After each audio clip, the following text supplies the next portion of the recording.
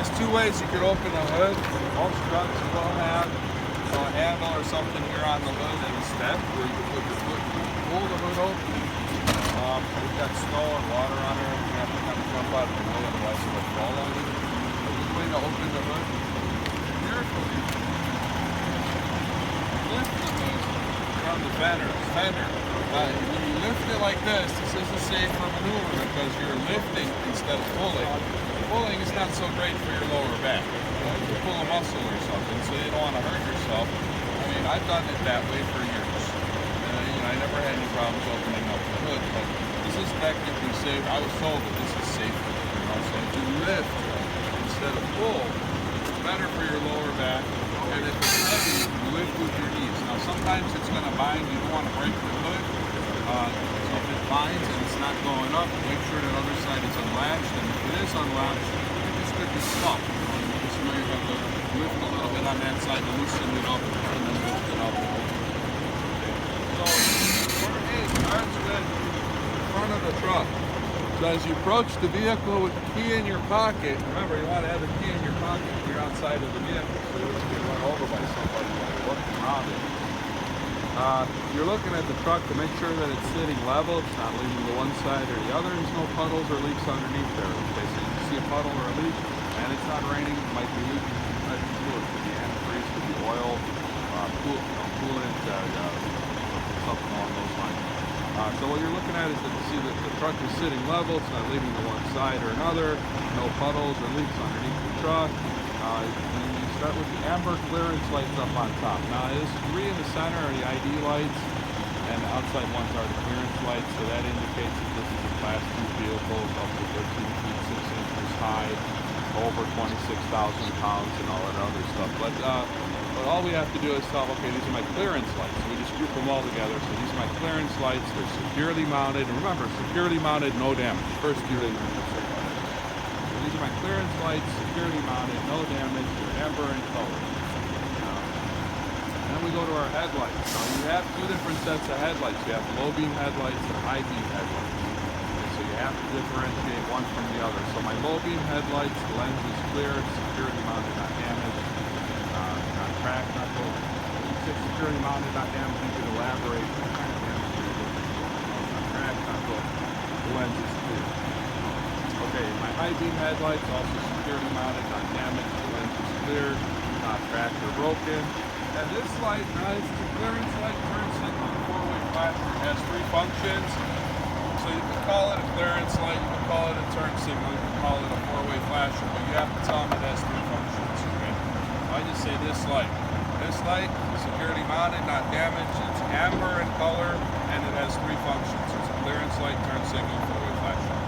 Okay, after that, then you open up the hood.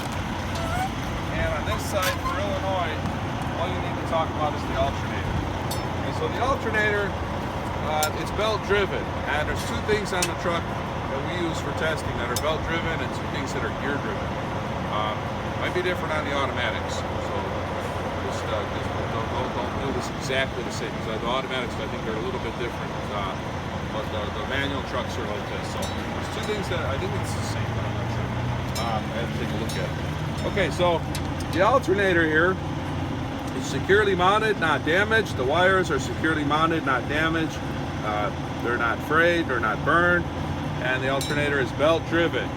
The belt is properly adjusted. If you push in the center, you get about 3/4 of an inch of free play there, or flex, and it's not cut, and it's not frayed, and there's no damage. Okay, so then we'll go around to this side, and I like to go straight to the thing that's belt driven on this side. So the only thing that's belt driven over here is the water pump. A water pump has coolant in it, so you have to tell them that it's not leaking. Okay, so this is my water pump. It's also belt driven. It's securely mounted, not damaged, not leaking. The belt is properly adjusted. If you push in the center, it'll flex about 3/4 of an inch. It's not cut, not frayed, not damaged. And then I'll go to the gear-driven stuff. So the gear-driven stuff is the air compressor and the power steering pump. So if you follow this line here from the power steering gearbox over the frame and point in that direction, the power steering pump is right underneath the engine right there. So it's very difficult to see, so just point in the general direction and it'll be okay. The air compressor, just point up here, or the back top part of the engine, and that's good enough as well. Okay, so your air compressor is security mounted, not damaged, not leaking. It is gear driven. And then your power steering pump is security mounted, not damaged, not leaking. It is also gear driven.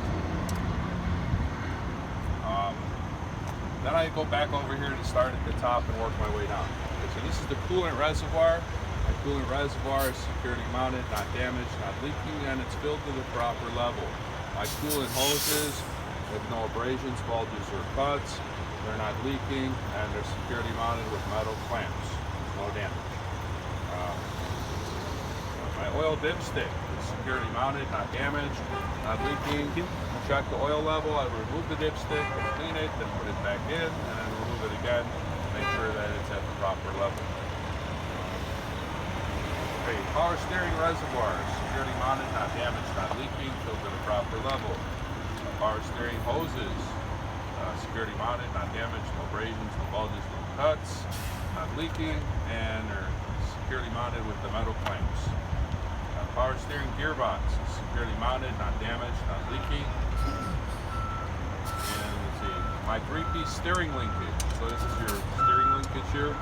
3-piece steering linkage is securely mounted with castle nuts and cotter pins. It's well greased, there's no damage.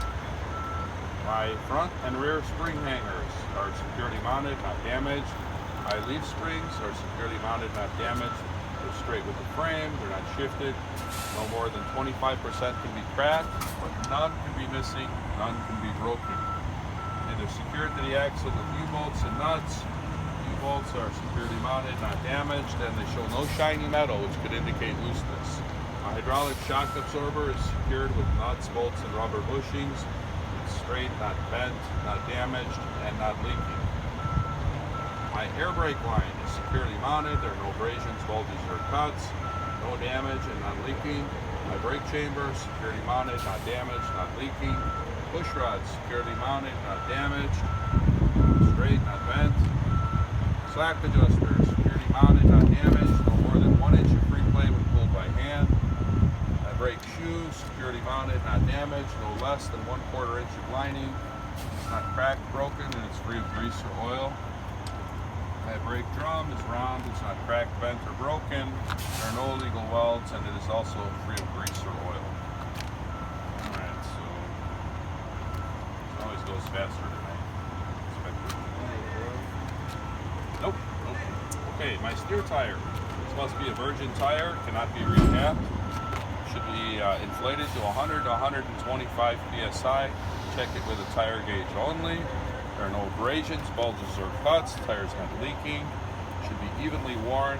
Should have a minimum of 4/32 of an inch of tread depth in every major groove. And it should be the same size and type across the axle. Valve stem should be straight. Should have a metal cap. Security mounted, not damaged, not leaking. And more stuff on the tire. Okay, so rim is round, not cracked, bent, or broken. There are no illegal man-made welds. It's secured to the axle with lug nuts. All the lug nuts are present and tight. None are missing, cracked, damaged, or broken. No distorted bolt holes. If you see a rust trail around the lug nut on a steel rim, that could indicate looseness. And if you see a lot of white powder around the lug nut on an aluminum rim, this could also indicate looseness. Your oil hub is securely mounted, not damaged, and not leaking. And that's it for part 8. So, yeah, I think I missed something on the tires, but I don't know what all it could be. I think I might have got everything. This is A inside of the D. Yeah, I don't like 8. Yeah. Oh, and then you got to